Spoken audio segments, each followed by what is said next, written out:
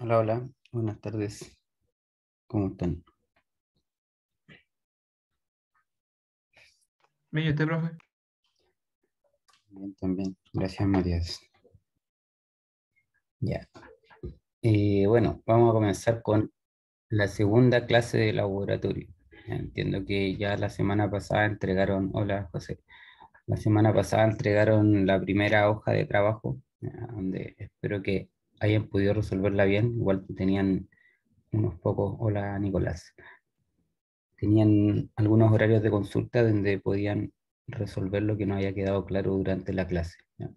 Para esta segunda clase y posterior entrega también van a tener que rellenar una hoja de trabajo en Excel, va a ser el mismo sistema. ¿Ya? Vamos a tener esta semana la clase y a finales de la próxima semana, que en realidad no es la próxima semana, sino que es la subsiguiente, ¿ya?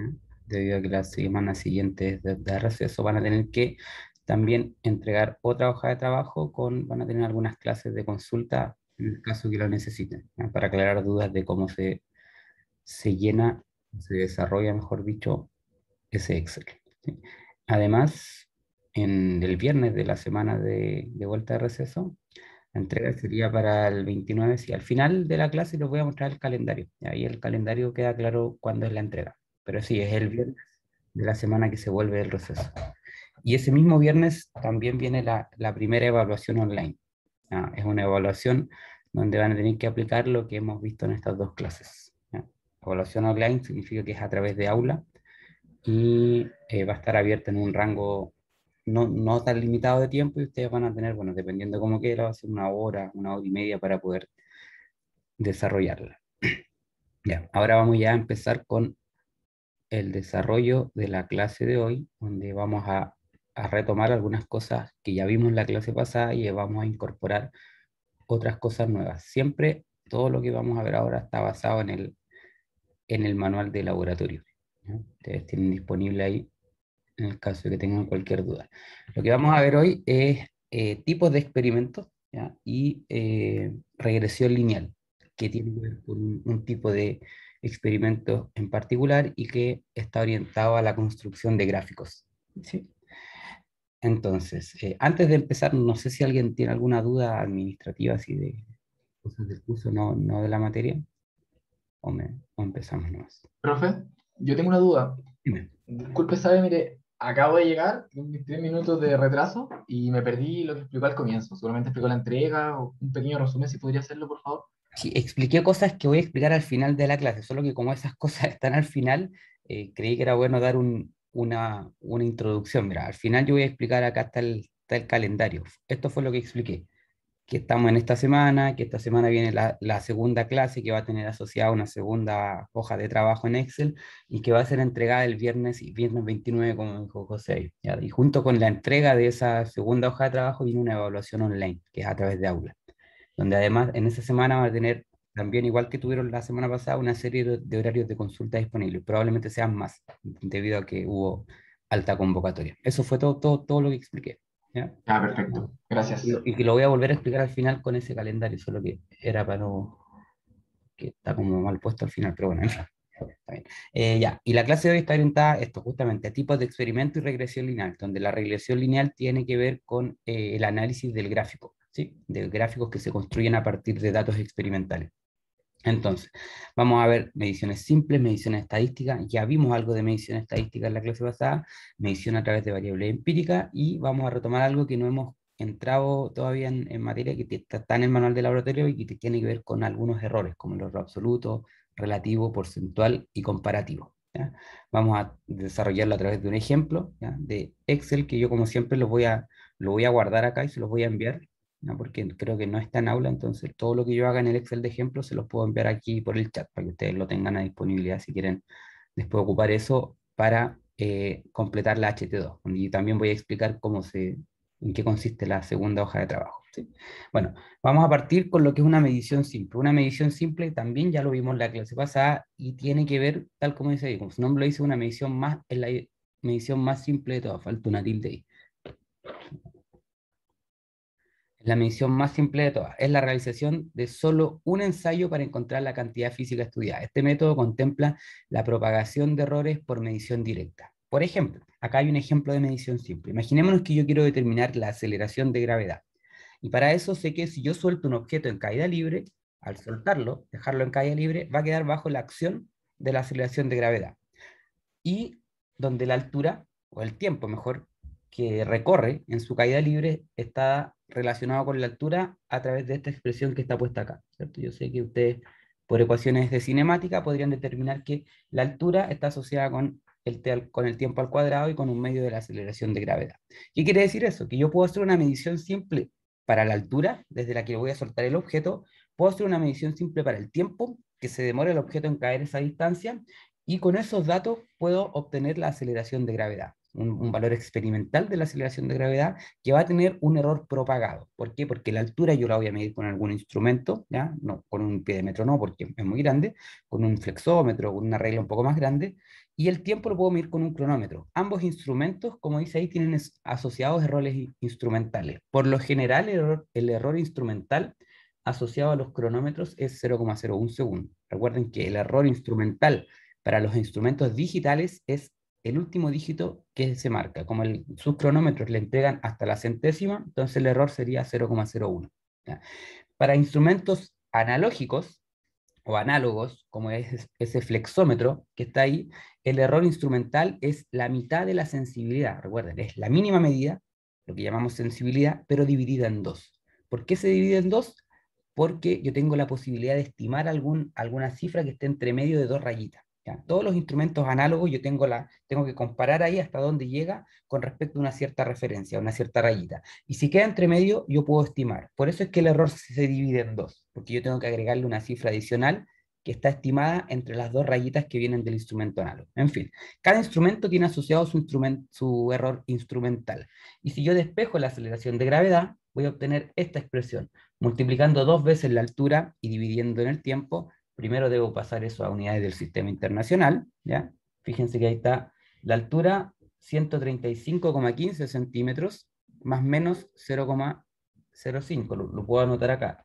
La altura sería 135,15 más menos 0,05 centímetros. Y el tiempo, según lo que yo mido ahí, 0,56 más menos 0,01 segundos. Ahí tendría mis dos medidas con sus respectivos errores. Los introduzco en la expresión para poder obtener la aceleración de gravedad, y fíjense que el tiempo tiene solamente dos cifras significativas, mientras que la altura tiene cinco. Como es una operación, un cociente, tengo que dejar mi resultado final, es decir, la aceleración de gravedad, con dos cifras significativas, con aquel que tiene menos, que en este caso es el tiempo. Me quedaría 8,6 metros por segundo al cuadrado. Igual está un poco lejos, ¿no?, de lo que debería dar G, pero bueno, es hecho a través de una medición experimental. ¿Y cuál sería el error asociado a la aceleración de gravedad? Bueno, como es una medición indirecta, tengo que propagar el error. Y para eso ocupo la tablita que ya hemos ocupado en la clase pasada, donde acá tendría un cociente, donde arriba tengo h elevado a 1 y abajo tengo t elevado a 2. Simplemente es tomar esa expresión de la tabla y reemplazar para dos variables con uno, el que está en el denominador elevado al cuadrado, el que está en el numerador elevado a 1. ¿Ya? Y la fórmula de el error asociado a la aceleración de gravedad me va a quedar G, que es esto que está acá, por la raíz de dos veces el error del tiempo sobre el tiempo al cuadrado más el error de la altura sobre la altura al cuadrado. Dejo todo eso, probablemente esta expresión me dé un resultado con muchos decimales, pero yo sé que al ser un error, es el error asociado a la aceleración de gravedad, debo aproximarlo hasta una cifra significativa. ¿Ya? O sea, debo dejarlo en 0,3.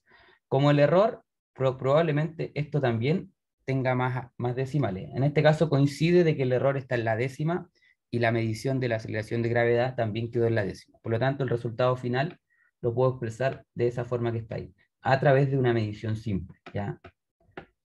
Calculando indirectamente me queda G más menos su error, 8,6 más menos 0,3.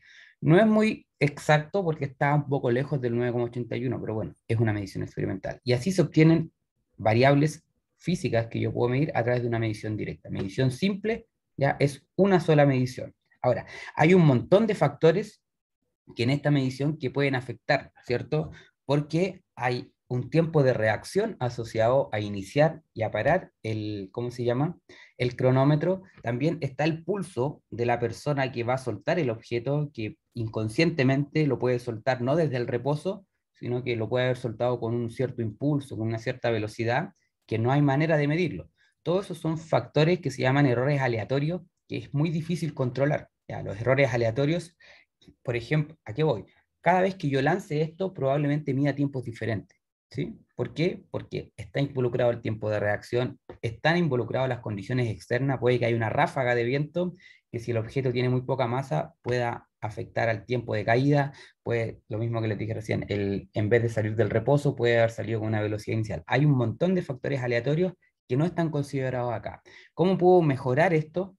Bueno, haciendo una medición estadística. ¿Ya? La aceleración de gravedad es una sola y no debería cambiar. Entonces yo puedo repetir este experimento, ¿ya? Y repetirlo varias veces. Probablemente obtenga tiempos diferentes, como está acá. Y puedo usar esa medición estadística, que es medir el mismo fenómeno n veces para mejorar, ¿ya? Entonces yo puedo hacer una medición, n medición acá solamente hay 3, pero mientras más mediciones haga, mejor va a ser la medición estadística. Y donde yo me voy a quedar con el promedio. ¿Ya? Como tengo una medición estadística, voy a tener asociado un promedio y el error de ese promedio va a ser el máximo entre el error instrumental, ¿ya? Que en este caso está asociado al cronómetro, porque estoy promediando los tiempos de caída. La distancia, la altura, no es necesario medirla 10, 15 veces, porque no hay factores aleatorios que afecten en la medición de una distancia. Si ustedes toman una hoja de su cuaderno, toman un cuaderno o cualquier cosa, el celular, y lo miden con una regla, es muy probable que si lo miden 10 veces van a obtener exactamente lo mismo, ¿ya? Porque ahí no hay factores aleatorios que influyen en su medición. Pero en el tiempo de caída sí. Por eso es que la altura se mide una vez, pero el tiempo debemos medirlo varias veces. Esta medición estadística permite mejorar algunas cosas, como está puesto ahí. ¿Con qué tiempo me voy a quedar? Bueno, con el tiempo promedio. Como calculo un promedio, voy a tener que calcular un error aleatorio. Ya calculamos error aleatorio en la clase pasada. Es 3 veces la desviación estándar dividido en la raíz del número de mediciones. ¿Ya? Mientras más mediciones haga yo, más pequeño voy a llegar a achicar el error aleatorio. Por eso, en una medición estadística es importante el número de mediciones. La forma de achicar el error aleatorio es repitiendo más, más, más y más veces. ¿Ya? Y también tengo el error instrumental. Entonces, el error asociado al promedio finalmente va a ser el máximo entre el error aleatorio y el error instrumental. Acá fíjense que hay una diferencia no tan grande, pero puede haber otros experimentos donde la diferencia entre el error aleatorio y el instrumental sea por lo menos de un orden de magnitud. Y ahí yo debería mejorarlo, ya, repitiendo más veces mi experimento. Y luego hago lo mismo, trabajo con la altura que medí y el tiempo promedio. Fíjense que al usar un promedio de tiempo, ya el resultado mejora considerablemente. No es 8,6, sino que 9,6, mucho más cerca del valor experimental o el valor aceptado para la aceleración de gravedad. Eso tiene que ver con la exactitud, ¿ya? Con cuán cerca estoy yo del resultado real o del resultado aceptado. Y la propagación de error se hace exactamente igual. Fíjense que en desmedro del problema anterior, acá el error asociado al tiempo es un poco mayor. El error asociado al tiempo en el experimento anterior era 0,01. Acá, al hacer una medición estadística, entra en juego el error aleatorio y aumenta. Y si aumenta el error asociado al tiempo, también va a aumentar por consiguiente el error propagado, el error asociado a esta aceleración de gravedad, ¿ya? Nuevamente acá me queda la misma altura, el tiempo me queda un promedio de 0,53, por lo tanto el resultado debo aproximarlo a 2 cifras significativas. Pero ojo, que yo al calcular este error, como debo dejarlo con una sola cifra significativa, me va a quedar 2. El error está en la unidad. Por lo tanto, este resultado de la aceleración de gravedad, yo debo aproximarlo a la unidad. 9,6 pasa a ser 10. Fíjense que la última cifra acá está en la unidad. Entonces acá me queda de esta forma. 10 más menos 2. Me queda mucho más cerca del valor aceptado, que es 9,81 o 9,807, infinitos decimales más, ¿ya? Pero aumenta un poco el error, ¿ya? En el caso anterior el error era 0,3. Acá el error es 2. El error, en comparación a la medición, tiene que ver con la precisión. Una medida precisa es una medida en la cual el error es pequeño en comparación a la medición. ¿Ya? Entonces acá perdí precisión porque aumentó el error, pero gané exactitud porque estoy más cerca del valor real. En cambio, en el caso anterior, el resultado era más preciso porque el error era menor en comparación a la medida, pero me alejé del valor real. O sea, fui menos exacto, pero más preciso. Y bueno, aquí perdí por un lado, pero gané por el otro. ¿Cómo puedo seguir mejorando este experimento? Puedo hacerlo de manera progresiva, ¿ya? Como dice ahí, una medición a través de variables empíricas. Yo ya sé que si lanzo una sola vez desde cierta altura, puede que llegue a un valor muy lejano al de la aceleración de gravedad, porque hay factores externos que se llaman errores aleatorios que es difícil de controlar. Vibraciones del lugar donde yo estoy haciendo el experimento, errores de manipulación de instrumentos, que tienen que ver con el pulso, tiempos de reacción, etcétera. Vimos también que si yo repito varias veces ese experimento, consigo acercarme un poco más al valor real, pero entra a jugar el error aleatorio, que por lo general es grande. Y yo para achicarlo debería repetir ese experimento muchas veces, 100 veces quizás, para achicar de manera considerable el error aleatorio. Hay otro tipo de medida, que es la que vamos a ver ahora y que tiene que ver con la regresión lineal, que es medir el tiempo de caída, pero fíjense cómo está acá a alturas diferentes. No vamos a hacer una medición única, vamos a hacer varias mediciones donde vamos a ir cambiando las variables del experimento. Bueno, las variables son dos en realidad, el tiempo y la altura. El tiempo de caída depende de la altura a la que yo lance o deje caer el objeto. Entonces acá yo voy a tener varios pares de datos. Un par de datos para la primera altura, un par de datos para la segunda, para la tercera, para la cuarta y para la quinta altura. ¿Ya? En este tipo de experimento yo ya no voy a tener un error aleatorio, porque no estoy repitiendo exactamente la misma situación varias veces, sino que voy cambiando algunas variables. ¿Ya? Y como voy a tener pares de datos, puedo construir un gráfico, ¿cierto? Puedo construir un gráfico de altura en función del tiempo, tiempo en función de altura. Cuando ustedes grafican, y aquí les voy a preguntar, cuando ustedes grafican, ¿cuál es la variable dependiente y cuál es la independiente? ¿Dónde colocan la variable dependiente en el gráfico y dónde colocan la variable independiente? A ver si se acuerdan. Si yo hago un gráfico, por ejemplo, de y en función de x, acá, y en función de x. ¿Cuál de esas dos variables es la variable independiente? ¿El x o el X, y? El x, X. ¿cierto? Lo que se pone en el eje x siempre es la variable independiente. Y por lo tanto, la que está en el eje y es la variable dependiente. ¿Ya? Quizás cuando ustedes grafican en la teoría, que esto no tiene mucha relevancia, pero en el laboratorio es súper importante, porque en el laboratorio ustedes van a manipular una variable y la otra va a resultar en consecuencia de lo que ustedes están variando. En este experimento de medir el tiempo de caída a diferentes alturas, ¿cuál sería la variable independiente? ¿El tiempo o la altura? La altura. ¿La altura? ¿Seguros? ¿Seguras? ¿O el tiempo? Solo me respondió, no alcancé a ver, Matías. Matías dice que es la altura. ¿Concuerdan con Matías? ¿O alguien cree que es el tiempo? La altura, dice Matías, también. Bueno, quizás no es tan obvio ni tan fácil llegar a la conclusión de cuál es la variable dependiente e independiente, pero sí es importante a la hora de graficar. En el eje X siempre debemos poner la variable independiente, y en este caso la variable independiente es la altura, porque es lo que ustedes van variando. Ustedes van a medir el tiempo de caída a una cierta altura, van a cambiar la altura y van a volver a medir el tiempo. El tiempo de caída depende de la altura a la que ustedes suelten el objeto. Por eso la variable independiente es la altura, es lo que ustedes manipulan para posteriormente medir una consecuencia que es el tiempo de caída. ¿Ya? Entonces, cuando grafiquemos, siempre en el eje X la variable independiente y siempre en el eje Y la variable dependiente. Entonces, ahora vamos a hacer un gráfico de esto, ¿ya? De el tiempo de caída, que aquí no está, sino que está en el ejemplo del Excel, lo voy a abrir inmediatamente, para ver a qué nos referimos con una regresión lineal. Déjenme seguir acá la clase en el Excel. ¿Se ve? ¿O lo pongo un poco más grande? Se ve, pero más grande igual quería más cómodo, creo yo. Agrandémoslo entonces. Ya, entonces acá está el experimento que se realizó en esa página. Esto claramente no lo realizamos, no lo realicé yo, ni lo realizaron ustedes porque no estamos haciendo el laboratorio de manera presencial, pero idealmente es lo que ustedes harían en el laboratorio, medir tiempos de caída para alturas diferentes y con eso poder determinar la aceleración de gravedad.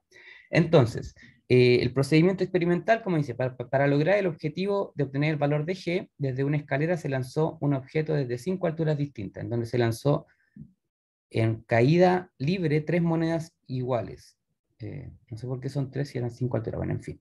Las alturas fueron previamente medidas con un flexómetro, a la vez que cada caída fue registrada con un cronómetro. Ya, bueno, ahí están las alturas y acá están los tiempos que fueron medidos. El tiempo fue medido con un cronómetro que tiene precisión de 0,01 segundos y la altura con un flexómetro que probablemente tenga mínima medida 0,1 centímetro, por lo tanto su error instrumental es 0,05 centímetros. Y ahí está. Ojo que si el error instrumental llega hasta la centésima, mi medición tiene que llegar ahí. No puedo poner acá 0,05 centímetros y que mis mediciones lleguen 135,1. No, porque la precisión llega hasta la centésima. Tengo que estimar la cifra siguiente, ¿ya? Debe haber una correlación entre la posición del error y la posición de mis mediciones.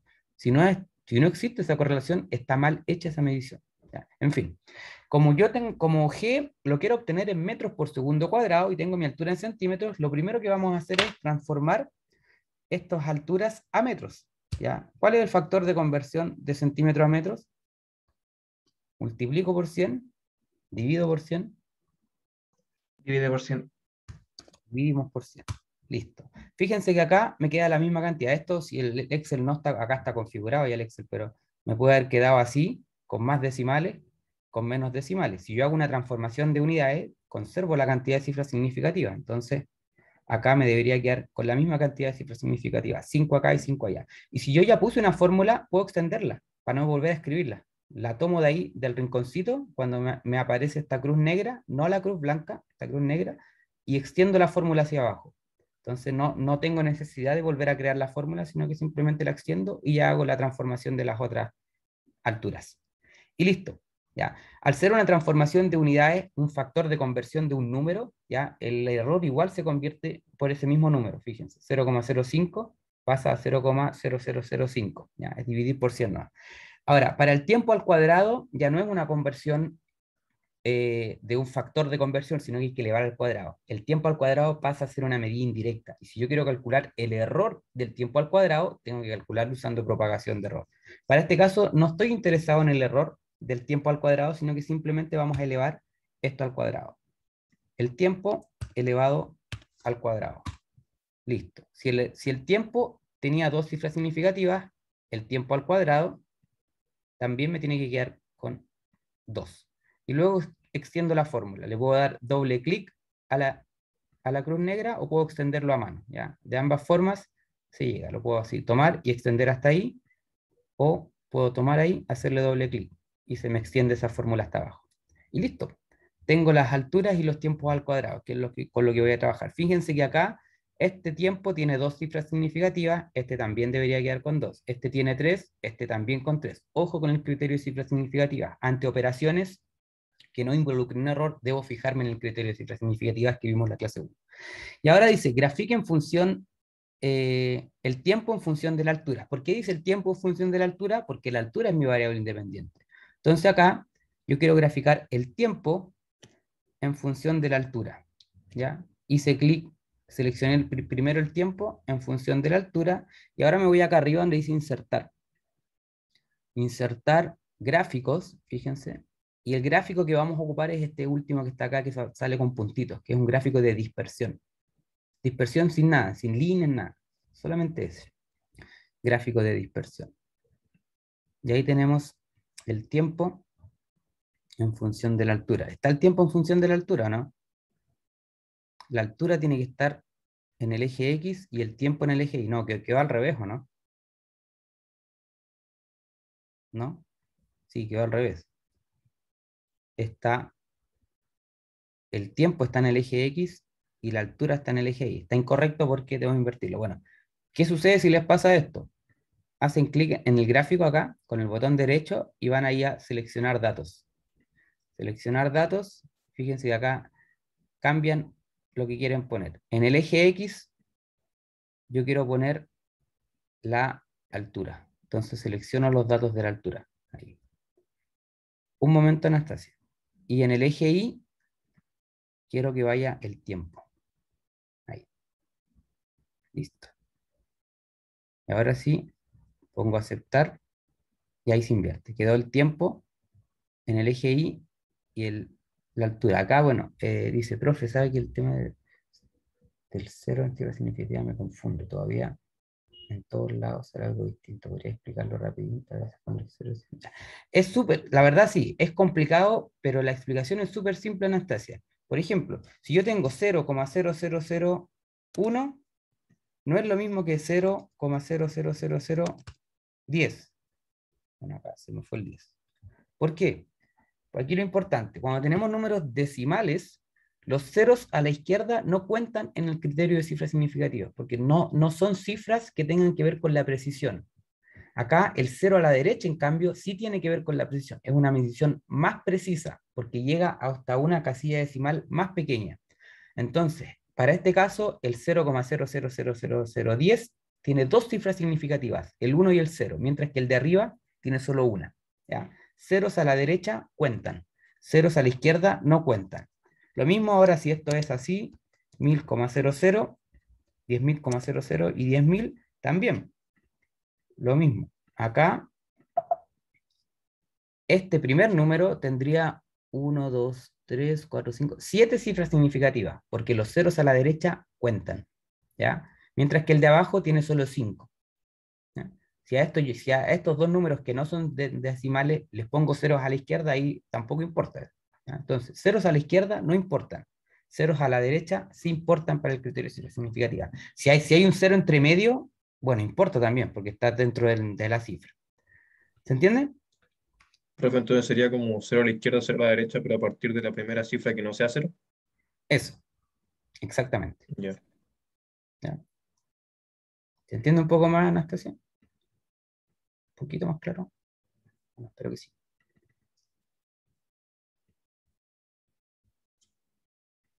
Ya. En fin, ahí tengo el gráfico, pero este gráfico está incompleto, porque el gráfico que nosotros les pedimos es el gráfico que aparece en el manual de laboratorio. Este gráfico está completamente incorrecto, ¿por qué? Porque no tiene nombre en los ejes. Yo no sé qué se está graficando. Si yo no sé qué se grafica ahí, está incorrecto. Tengo que ponerle los rótulos a los ejes. ¿Cómo se los pongo? Bueno, hay muchas formas de ponerlo acá. Yo les recomiendo aquí hacerle clic al gráfico, poner acá gráficos recomendados, y acá escoger alguno que tenga nombre. No sé dónde están los... Puta, se me perdió esto. Me actualizó esto, parece. No,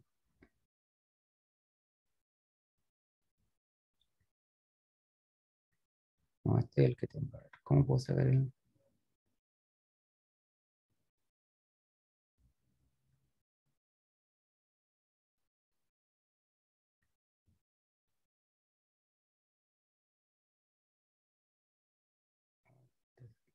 Y no sé qué le pasó a mi Excel, se habrá actualizado, pero aquí generalmente aparecen opciones de gráficos con notas de barras. Tendrá que ver con esto, ¿no? Que el zoom me tapa algunas cosas.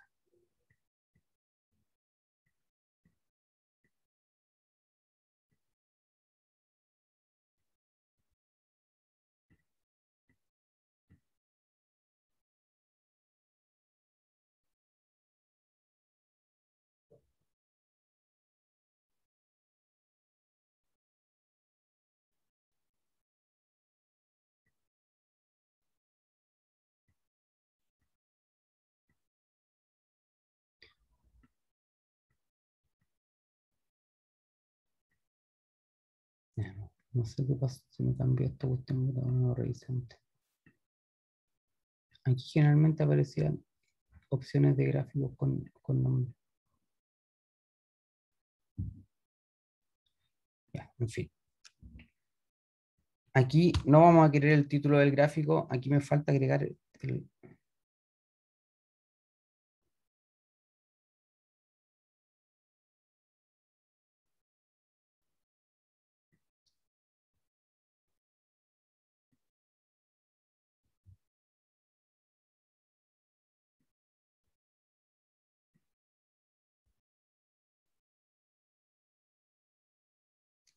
Perdón por el lapso. Pensé que esto estaba igual que siempre, opciones de texto. Opciones del eje.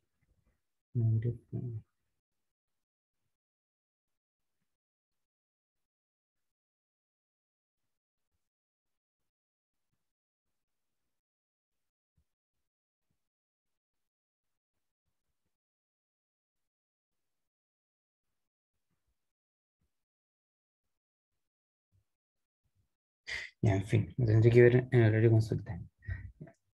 Hoy voy a seguir si no se me va a ir la clase. ¿Profe? ¿Sí? ¿Y no le aparece una opción como diseño del gráfico con clic derecho arriba? ¿Aquí? Diseño del Sí. gráfico. No sé si yo lo hacía siempre desde acá, pero no sé, algo pasó. Dispersión, no. A mí me aparece agregar elemento al gráfico. No Sí, sé a qué mí se no me refiere. aparece. Antes me A mí aparece, igual, por eso en diseño gráfico. depende de la versión del eje. Bueno, ya, no sé qué le pasó a mi Excel ahora en este, porque lo había hecho estas veces y ahora estaba acá. A mí me aparecía acá ponerle nombre a los ejes. Ahora algo le pasó a mí en una actualización, supongo que la versión lo mandó para otro lado. En fin, lo importante es que acá el eje tenga los nombres, ¿sí? Tenga los nombres. Fíjense que acá tiene la misma cantidad de cifras significativas y acá el eje X debería decir T más menos 0,01 y el eje vertical debería decir H más menos 0,0005 metros. ¿Ya? Y con eso completamos. Ahora, en fin, una vez que está graficado esto, hay que ajustar que quede bien, ¿ya? Un gráfico no puede quedar agrupado, por ejemplo, solamente con datos acá. ¿Ya? Tienen que hacer que los datos ocupen la mayor cantidad del espacio del gráfico. ¿Ya? No pueden perder espacio porque es un mal gráfico. Y acá, por ejemplo, en el eje vertical, yo lo podría ajustar para que no se perdiera tanto espacio. Acá diseño rápido. Ahí está, mira, esto era. Ahí me apareció. No sé por qué me aparece acá ahora. En fin. Esto lo borramos y ahí sí. Entonces, a lo que iba es que acá yo tengo que ponerle que estoy graficando en el eje X, el tiempo. Y si todos los datos tienen el mismo error, entonces debo agregarlo, ¿ya? 0,01 segundo. ¿Ya? Esto es solamente cuando los datos tienen el mismo error. Si los datos no tienen el mismo error, no puedo agregarlo. Y acá lo mismo. Altura, sí, más o En el menos. eje X está graficando la altura. La altura, sí. No, sí, está al revés, perdón. Acá sí. La altura, ahí sí, perdón. Me desconcentré porque no encontraba esta cuestión. Aquí el tiempo 0,01 segundo. Ojo, los errores en los ejes se colocan solamente cuando todos los datos tienen el mismo error. Si es que no todos los datos tienen el mismo error, no puedo colocar el error acá en el eje. ¿Sí? Y acá podría yo incluso ajustar el eje para que no se perdiera tanto espacio vertical. Y ahí me voy a los valores, opciones de eje. No quiero que vaya de 0 a 1,4, quizás de 0,4 a 4. Entonces le pongo acá de 0,4. Y ahí aprovecho un poquito más el espacio. Ya, lo importante es que se vea bien, que no estén todos los datos achoclonados en un solo espacio, en un solo rinconcito. Y listo. ¿Ustedes creen que este gráfico es lineal? ¿Representa una línea recta o no? ¿O no tan línea No. recta? Ya. Pues podría en principio, ¿cierto? Uno, pues, dependiendo de mi criterio o del suyo, yo podría decir sí, yo podría decir que esto es una línea recta o no, yo no puedo, no tanto. Bueno, hay una manera objetiva de decir si efectivamente es una línea recta o no, y es justamente hacerle una regresión lineal.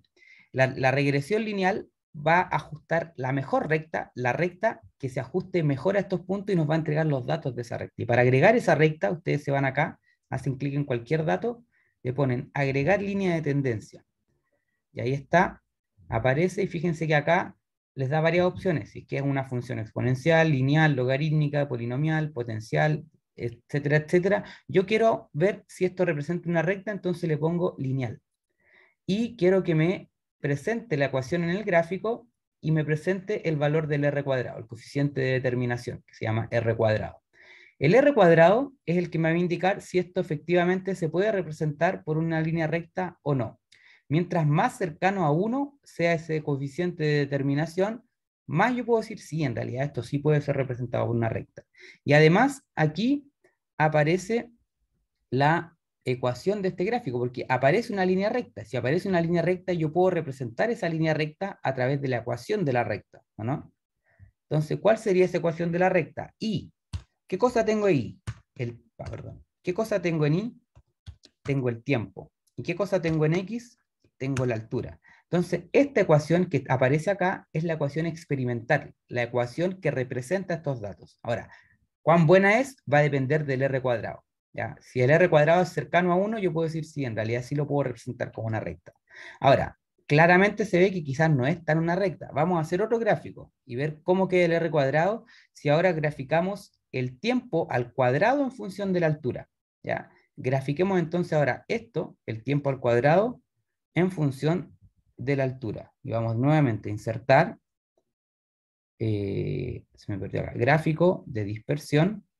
Me queda así. Bueno, al parecer esto tiene una forma un poquito más de recta, ¿no? Ah, ya sé por qué no me salía el otro. Si yo le hago doble clic, ahí está. Diseño rápido, y ahí escojo alguno que tenga el nombre de los ejes. Yo creo que es la forma más rápida. Esto no me sirve, recuerden, el gráfico no lleva título. ¿Por qué? ¿Qué título le pondría yo a este gráfico? Tiempo en función de la altura. ¿Para qué le voy a poner un título que ya me dice los ejes? Y el eje mismo, el gráfico mismo ya me está diciendo que es el tiempo en función de la altura. Entonces no hay necesidad de arriba de como título ponerle tiempo en función de la altura. No lleva título. Lleva los rótulos en los ejes, bien puesto ahí, bien distribuido el gráfico, y si corresponde la ecuación, pero no la ecuación en función de y y x. Si yo pongo la ecuación experimental, debo cambiarlo por las variables que están acá en el eje x y en el eje y. Y acá lo mismo, ¿ya? Acá en el eje x, nuevamente estoy graficando la altura. Todas las alturas tienen el mismo error. Y acá estoy graficando el tiempo al cuadrado. Tiempo al cuadrado. Ahora, el tiempo al cuadrado, no todos los valores tienen el mismo error. Por lo tanto, no puedo ponerle el error ahí porque aparte ni siquiera lo he calculado. Ahí, tiempo al cuadrado. ¿Ya? Y eso, listo con este gráfico. Y ahora le vamos a hacer la misma regresión lineal. Vamos a ver si este conjunto de datos se puede representar por una línea recta. Entonces, nuevamente, le ponemos la línea recta ahí, el ajuste lineal, le presentamos la ecuación en el gráfico y le agregamos el r cuadrado, que es el coeficiente de determinación. Y nos fijamos que claramente, acá esto se puede agrandar un poquito, para que no quede tan chico, y aquí yo tengo en el eje Y, perdón, tengo el tiempo al cuadrado, ¿o no? Y en el eje X tengo la altura. Y fíjense en el coeficiente de determinación. En este primer caso es 0,976. En este segundo caso es 0,995. ¿Cuál de los dos ajustes representa mejor una línea recta? ¿O cuál de los dos conjuntos de datos se acerca más a una línea recta? ¿El primero o el segundo? El segundo. Segundo. El segundo, ¿cierto? ¿Por qué? Porque el r cuadrado es mucho más cercano a 1. ¿Ya? Eso es lo que nos indica el coeficiente de determinación. Cuán representativa es esa recta del conjunto de datos. En fin, entonces, claramente esto es más una línea recta que el de arriba y podemos analizarlo. ¿Cuál era ya nos olvidamos hasta del objetivo de esto? El objetivo de esto era determinar la aceleración de gravedad. Entonces yo, con este gráfico, ¿ya? Puedo también determinar la aceleración de gravedad. Esto tiene una ecuación de la recta donde la pendiente está dada ahí con lo que antecede al h, 0,2002, y el coeficiente de posición está dado por el otro término, ¿cierto? 0,0303. Pero no tengo los errores asociados a la pendiente y al intercepto o al coeficiente de posición. Recuerden que toda medida experimental debe tener asociado un error. No hay ninguna medida experimental que no tenga error. Si yo quiero conocer el error de la pendiente y el error del coeficiente de posición, ¿cómo lo puedo hacer? Bueno, hay una forma y se usa la función estimación lineal, que está acá. ¿Cómo calculamos la función estimación lineal? Seleccionamos 4 casillas, esta matriz de 4 casillas, y ponemos acá igual. Función estimación lineal. Estimación punto lineal. Y me aparece ahí, ¿cierto? Y ahí me dice los datos que van en el eje Y. ¿Qué cosa voy a estimar? Bueno, en el eje Y grafiqué el tiempo al cuadrado. Entonces tomo los datos del tiempo al cuadrado. Punto y coma. Punto y coma. El rango del eje X. ¿Qué cosa puse en el eje X? Las alturas. Selecciono el rango de las alturas. Punto y coma. Y acá es para que me entregue, bueno, el coeficiente de posición y la estadística que tiene que ver con el error que me va a entregar asociado a la pendiente y al intercepto. Y acá siempre tengo que poner verdadero, verdadero. Pueden escribir acá verdadero, punto y coma verdadero, o más simple pueden poner 1,1. Y con eso les va a entregar los datos que conocían. Fíjense, el 1 significa verdadero, devolver estadística de la regresión adicional. Y este 1 dice, se establece b igual a 0. ¿Ya? Yo quiero que no, que el coeficiente de oposición no sea 0, que me lo determine esta estimación. Y el 1 que me agregue la estadística. Cierro paréntesis y acá no van a apretar Enter, como en el resto de las funciones. En el resto de las funciones con las que ustedes trabajaron en la HT1, en la hoja de trabajo, apretaban simplemente Enter para la fórmula y les entregaba el valor. Para la estimación lineal no. Como es una matriz de 4 celdas, no pueden apretar Enter. Si apretan Enter, se les va a morir esa función de estimación lineal. Tienen que apretar, como dice ahí, Control, Shift, todo junto y después Enter. Y ahí les entrega esos valores. Fíjense, acá.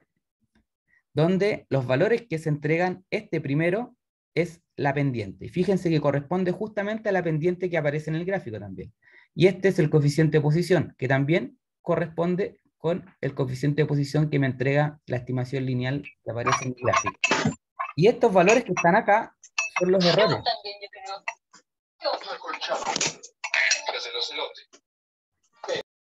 Ya, así que pasó a nuestro compañero que se le desilenció el micrófono. Y estos valores que están acá abajo son los errores asociados a la pendiente y al coeficiente de posición.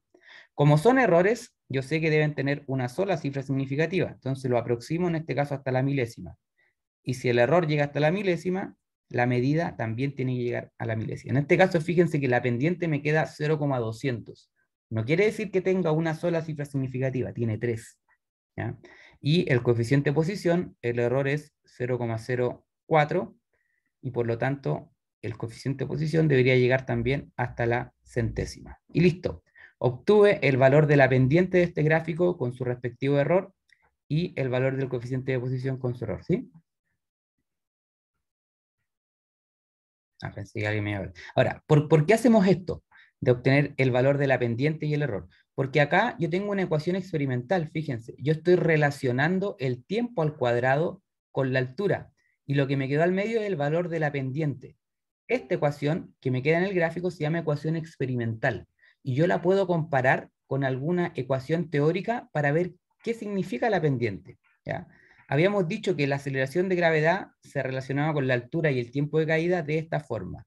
Por lo tanto, si yo despejo el tiempo al cuadrado, me queda 2 sobre g por h, que es muy parecido a lo que tengo ahí en la ecuación experimental. Fíjense que la pendiente, entonces, de la ecuación experimental corresponde a qué? A 2 sobre g. Entonces, a través de la pendiente, yo puedo conocer cuál es la aceleración de gravedad. ¿Qué es lo que debería hacer? Despejar g. Y g me quedaría entonces 2 sobre la pendiente.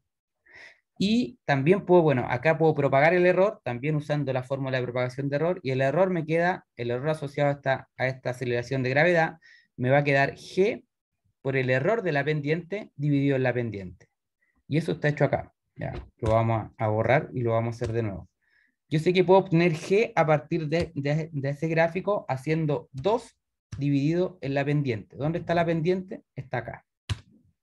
Entonces fíjense que me dio un valor de 10,0. Y el error asociado a esa aceleración de gravedad va a ser g, o sea, esto que calcule acá, por el error de la pendiente, que está acá, dividido en la pendiente. Y me da eso. Fíjense que en realidad no da eso exacto, sino que da un valor con muchos decimales, y yo sé que los errores siempre van con una sola cifra significativa, entonces lo aproximo a una sola. Y como el error quedó en la milésima, perdón, en la décima, la medida, esto igual da un valor más grande. Acá yo sé que si el error me quedó en la décima, debo aproximar mi medición a la décima. Y listo, ¿ya?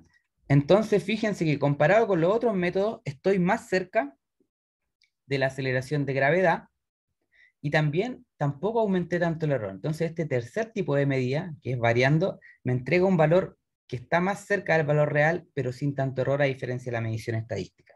¿Ya? Es otro tipo de medición. Y acá dice que yo puedo calcular un error comparativo, perdón, error relativo. ¿Ya? ¿Qué es el error relativo? Y aquí nos vamos a empezar a meter con términos que tienen que ver con la última parte que tiene que ver con los errores. ¿Ya? El error relativo se calcula simplemente como el error de la medición dividido en la medición. ¿Ya?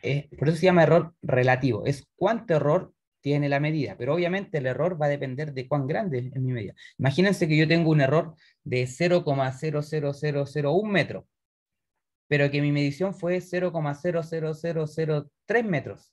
Entonces, al final, el error relativo es grande, porque está dentro del mismo orden de magnitud. Diferente sería si yo tengo una medición de algo y medí 10 metros, y su error es 0,0001 metros.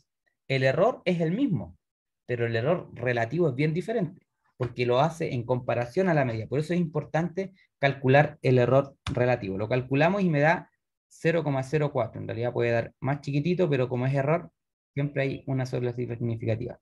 Y el error relativo porcentual es nada más que esto por 100. ¿Ya? Es escribirlo de manera porcentual. No, ahí está puesto.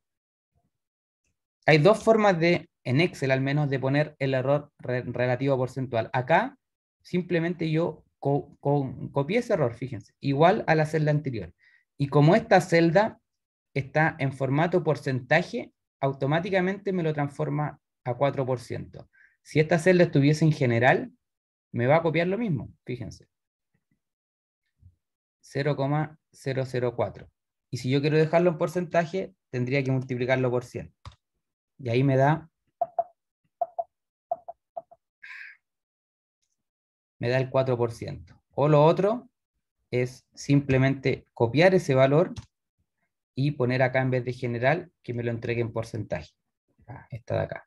Que me lo entregue en porcentaje. ¿Ya? Son dos formas diferentes. El error porcentual es el mismo. ¿Ya? 4%. Ese quiere decir que el error, la magnitud del error es 4%, es 4% de la magnitud completa. Y acá existe otro tipo de error que se llama error comparativo.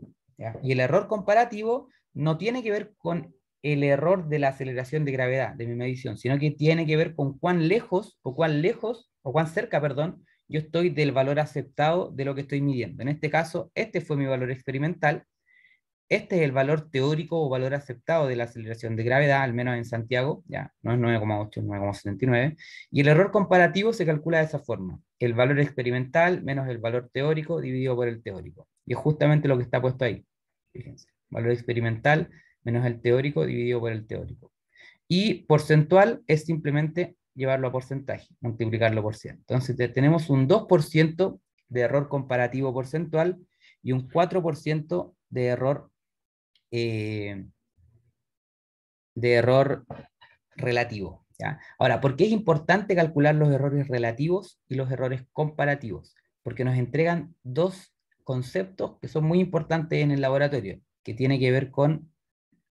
¿Y aquí por qué no están los valores? Bueno, valor experimental es, lo voy a copiar de acá, 10.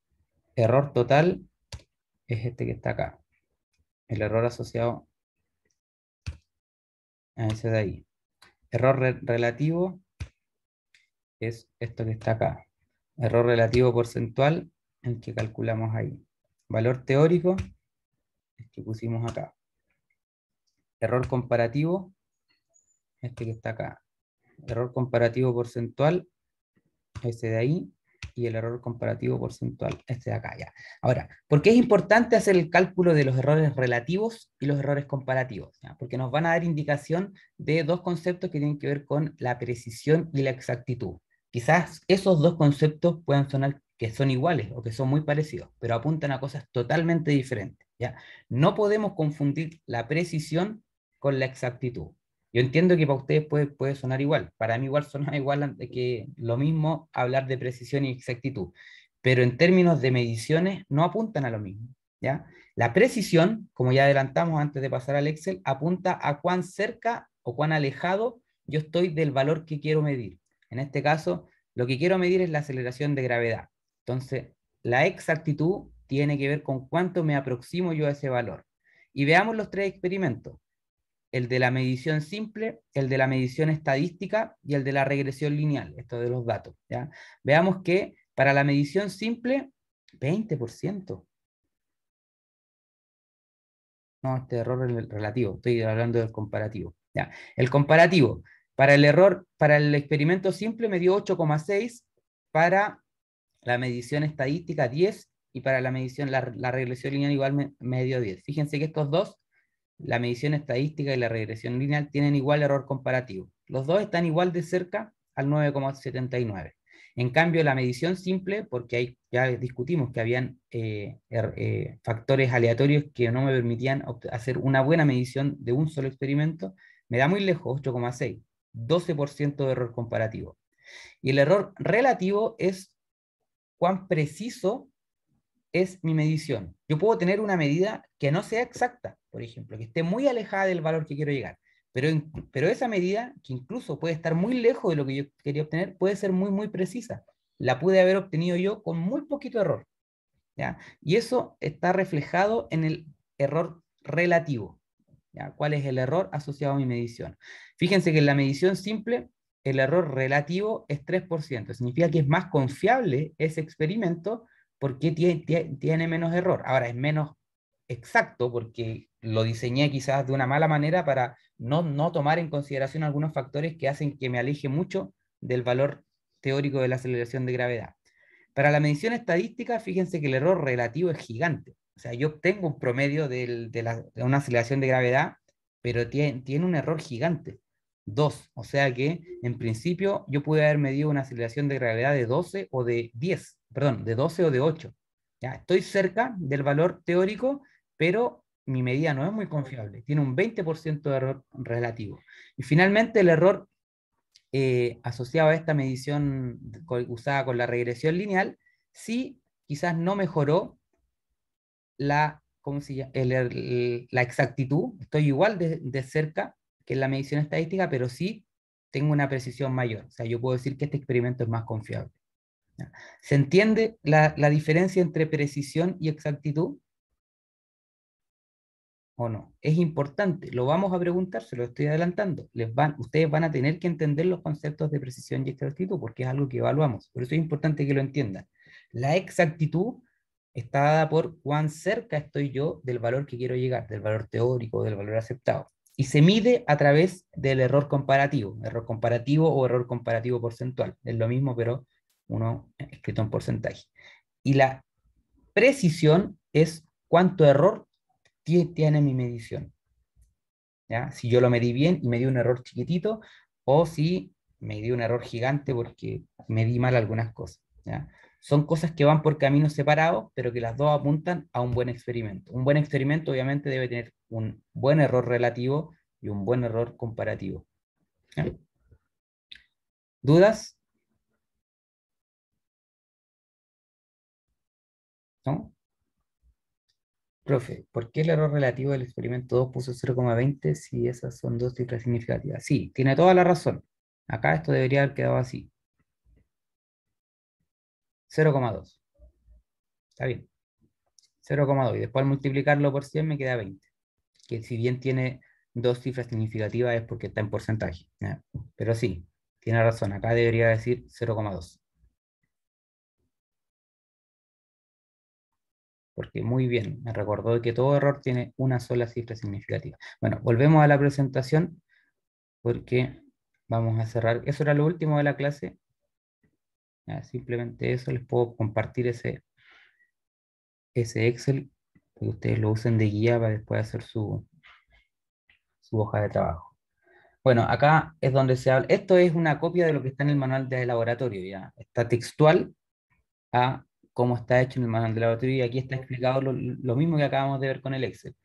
¿Qué experimento es mejor? ¿Cuál es la precisión del experimento? ¿Qué tan exacto es en mi experimento? Ya, son dos cosas distintas, precisión y exactitud, y se miden con dos errores diferentes. El error relativo está asociado a la precisión, el error comparativo está asociado a la exactitud, ya, a la comparación con el valor real, o con el valor aceptado o teórico. ¿Sí? Y acá, bueno, esta es la tabla resumen, estaba hecho para comentar lo mismo que hicimos, pero acá está puesto de esta forma. Dice, por ejemplo, el experimento 1 es más preciso, sin embargo, es menos exacto, ¿sí?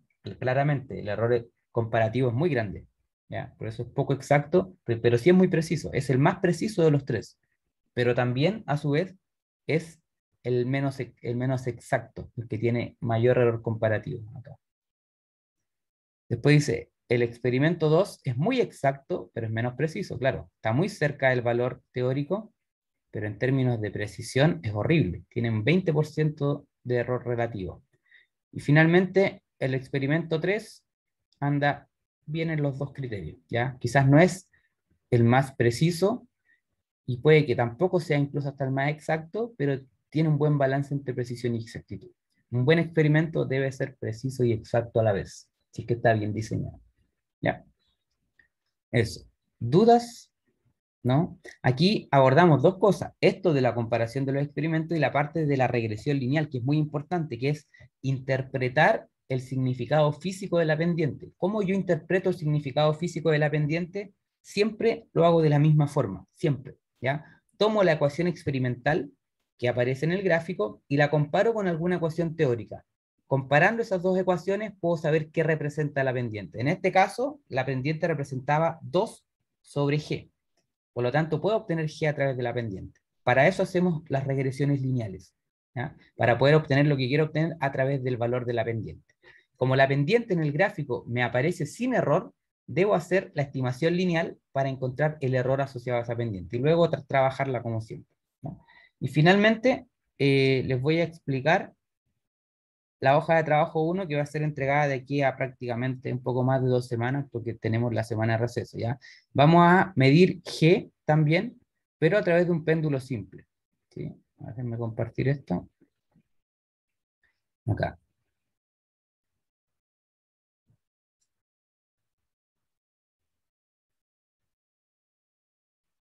Ahí.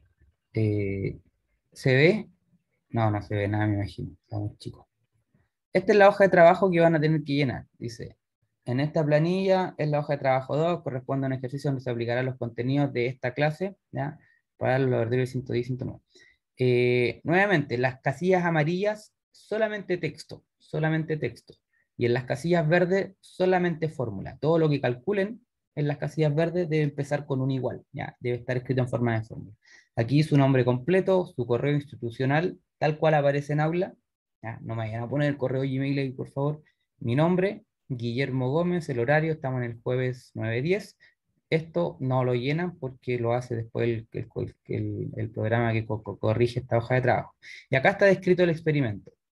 Dice, para un péndulo simple, el periodo del péndulo, que es el tiempo que se demora en dar una oscilación completa, está relacionado con el largo del péndulo. De la siguiente manera, el periodo, esto no lo van a ver ahora, lo van a ver en 130, pero bueno, siempre se puede adelantar. El periodo del péndulo, el tiempo que demora en dar una oscilación completa, es igual a 2pi por la raíz de L sobre G. ¿Qué quiere decir esto? Que podemos hacer una medición como la que hicimos con la altura y el tiempo. Si yo mido el periodo, porque medir el periodo es simplemente tomar el tiempo que demora el péndulo en dar una oscilación completa. Y mido el periodo de péndulos con diferentes L, ¿ya? Puedo construir péndulos de diferentes largos para luego construir un gráfico y llegar al valor de G. Entonces, se puede establecer esto, bueno, que es la ecuación de la recta, donde X en este caso yo le voy a poner a L y al I le voy a poner T al cuadrado, ¿ya? De tal manera que la pendiente va a significar esto. ¿Habría algún problema si uso otra versión de Excel? Porque, por ejemplo, para que la función de dirección esta me salía solamente como ese programa corriente. Uy, eso nunca lo había visto. Nunca vi una versión de Excel, debe ser muy antigua, me imagino, donde solamente apareciera una desviación estándar. Generalmente desde, no sé, 2000 para adelante vienen con la muestral, la poblacional, la que no tiene nada. Yo no sé si la desviación estándar que tú me dices corresponde a la muestral. Habría que ver ahí cómo está definida y meterse en la macro, o bueno, en la definición de esa función, si es que en realidad está dividida por la raíz de n-1. Esa es la única forma de ver si corresponde a la muestral o no. ¿Ya? Eh, De todas maneras, la universidad, la Santa María, les entrega el Office 365. Y dentro del Office 365 tienen esta versión de Excel.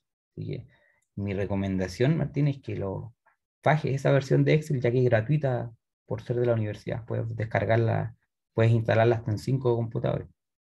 Aprovechen esos recursos para tener el Office original. ¿Ya? Bueno, en fin. Entonces, ¿qué tienen que hacer ustedes? Ya, se midió para diferentes largos de péndulo, diferentes tiempos. ¿Ya?